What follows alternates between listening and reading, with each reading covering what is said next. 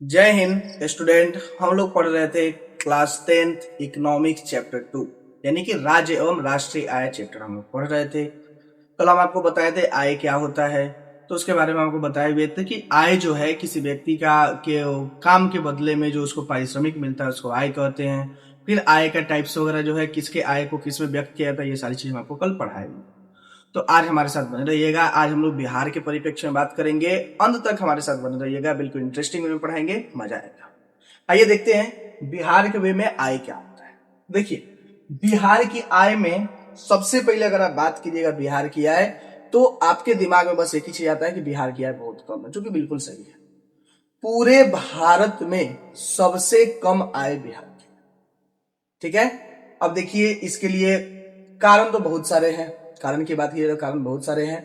इसके समाधान भी है कि इस आय को बढ़ाया भी जा सकता है, लेकिन हमारे यहाँ के राजनेता चाहे तो बढ़े, ठीक है। हमारे यहाँ तो लोगों को जाति और धर्म से फुर्सत नहीं, तो आय बढ़ाने की बातें कहां से सोची, ठीक है। तो देखिए, बिहार की आय जो है पूरे देश से काफी कम है, पहला पॉइंट है बिहार के बारे में। दूसरा, बिहार की प्रति व्यक्ति आय पूरे देश में सबसे कम है। अब आय कम होगा तो ऑब्वियस सी बात है प्रति व्यक्ति आय भी कम। देखिए, अब यहाँ आय का जो आपका प्रति व्यक्ति आय जो है, आय, ये कुल आय में जनसंख्या से भागा देके आता है। अब इसके लिए या तो आय ज्यादा होना चाहिए या जनसंख्या कम होना चाहिए। ये हमारे यहाँ उल्टा है। हमारे यहाँ आय कम है और जनसंख्या बहुत ज्यादा है, ठीक है। तो कुल मिला के प्रति व्यक्ति आय हमारा क्या रहता है, बहुत ज्यादा कम रहता है। पूरे देश में सबसे कम प्रति व्यक्ति आय वाला राज्य हम ही है, ठीक है। देखिए, अब लोग कहते हैं कि सरकारें बदलेंगी तो चीजें बदलेंगी, ठीक है। सरकार जिस टाइम में जिनकी भी सरकार रही हो, जो भी चीफ मिनिस्टर रहे हो, कभी भी बिहार की आय हाई नहीं हुई है। इसका मतलब ये है कि भाई अब ये दोष किसी एक व्यक्ति को नहीं दिया जाता, ये दोष सबका है। कोई भी आया तो किसी ने भी इस चीज पे प्रयास नहीं किया कि हमारा जो प्रति व्यक्ति आय है या राज्य की आय है बढ़ जाए। किसी ने प्रयास नहीं किया है, सबका दोष है इसमें, सब कोई दोषी है इसके लिए। चलिए, अब देखिए, जब आय कम होगा तो बचत दर कम होगा। जब आप कम पैसा कमाइएगा तो कम बचाइएगा, ऑब्वियस सी बात है। अब बचत दर कम होगा तो पूंजी निर्माण का दर काफी कम। देखिए, कहने का मतलब है आप पैसा कम कमाए, कम पैसा कमाए तो बचाए कम। और जब पैसा कम बचाए यानी हमारे पास पूंजी क्या हुआ, कम हुआ। अगर हम मान लीजिए कि ज्यादा पैसा कमाते, 2 लाख 3 लाख रुपए कमाते, या उसमें से 1 लाख खर्चा करके 2 लाख बचा लेते, तो पूंजी क्या हमारे पास बढ़ता। लेकिन अगर हम 10,000 कमा रहे हैं और 10,000 में से हम 8,000 खर्चा करते, 2,000 बचा रहे हैं, यानी पूंजी निर्माण का दर हमारा क्या हो जाएगा, बहुत कम हो जाएगा। बहुत मिनिमम लेवल पे हमारा पूंजी निर्माण का दर है, ठीक है। तो ये रहा बिहार की बात। अब हमारे पास पूंजी निर्माण का दर रहेगा तो विनियोग यानी कि इन्वेस्ट हम कम करेंगे। अब पैसा रहेगा तब तो इन्वेस्ट करेंगे किसी चीज में। अब बाहर में जाइएगा, दिल्ली मुंबई में लोगों के पास पैसा है तो लोग किसी और बिजनेस में इन्वेस्ट किया, वहां से पैसा है फिर किसी और बिजनेस में इन्वेस्ट किया, फिर वहां से पैसा है किसी और बिजनेस में इन्वेस्ट किया। तो हमारे पास सेविंग ही नहीं है, हमारे पास पैसा ही नहीं है, तो इन्वेस्ट की बात कहां से आती है, इन्वेस्ट हम कर नहीं सकते हैं, ठीक है। तो ये है हमारा बिहार की आय के बारे में कुछ चीजें जो आपको जानकारी के लिए चाहिए थी वो हमने दे दिया। देखिए, एक मशहूर अर्थशास्त्री है जिनका नाम है रैगनर नर्स। इनके द्वारा गरीबी का कुचक्र बताया गया है। रैगनर नर्स ने कहा था कि गरीबी ही गरीबी को जन्म देती है।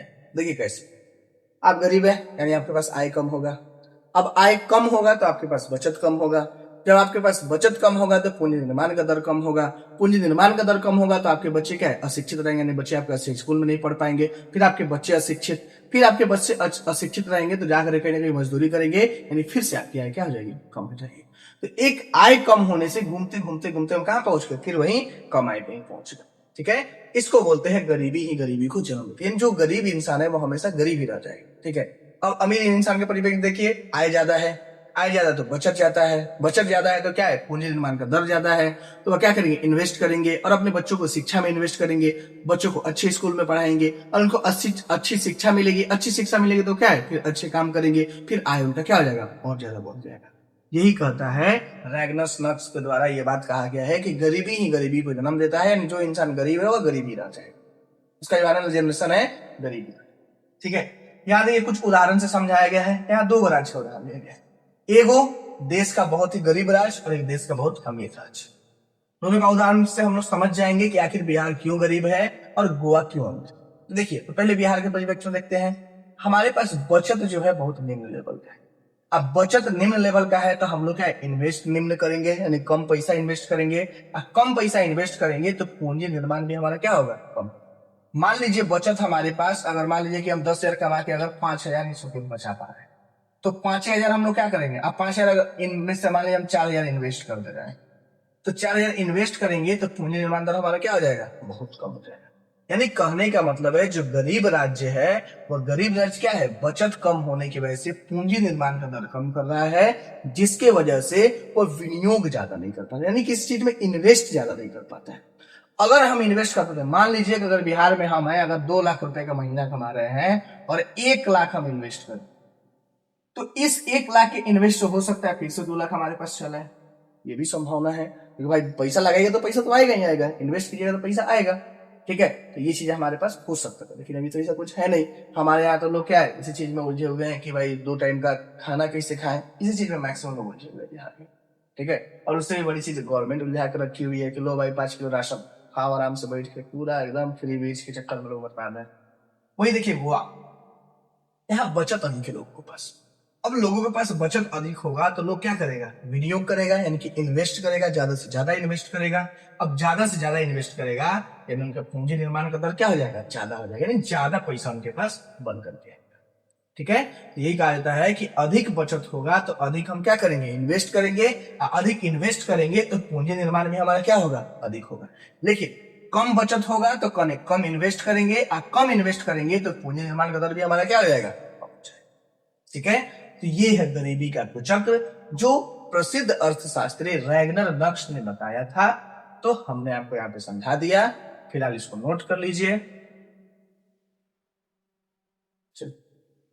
आई होप आपको मेरा वीडियो पसंद आया हो। वीडियो पसंद आया तो वीडियो को लाइक करें, चैनल को सब्सक्राइब करें। आप हमारे साथ फेसबुक इंस्टाग्राम के माध्यम से जुड़ के आपकी जो समस्याएं हैं, आप अपनी समस्याएं हमें बता सकते हैं। मैं कोशिश करूंगा जितना जल्दी हो सके आपकी समस्याओं का समाधान कर सकूं। जो टॉपिक आप पढ़ना चाहते हैं एक बार कमेंट कर दीजिए, मैं कोशिश करूंगा उसको पढ़ा सकूं। तब तक के लिए जय हिंद।